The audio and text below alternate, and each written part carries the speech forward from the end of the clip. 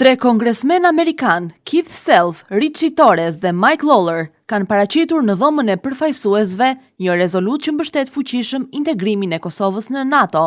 Dokumenti i vënë pa arritjet e Kosovës në ndërtimin e institucioneve demokratike, kontrollin civil mbi forcat e sigurisë dhe bashkëjetesën multietnike, duke i cilësuar ato si një bazë të fortë për anëtarësim në aleancë. Në të njëjtën kohë, theksohet se përfshirja e Kosovës në NATO do të kontribuonte në stabilitetin rajonal, në një kohë kur faktor destabilizues vijojnë të sfidojnë sigurinë në Ballkan.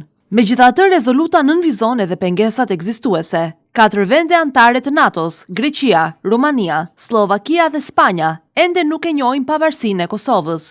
Duke qenë se vendimarrja në NATO bazohet në konsensus, kjo situatë vështirëson përparimin e Kosovës drejt mekanizmave kyç të integrimit, përfshir partneritetin për paqe dhe planin e veprimit për anëtarësim.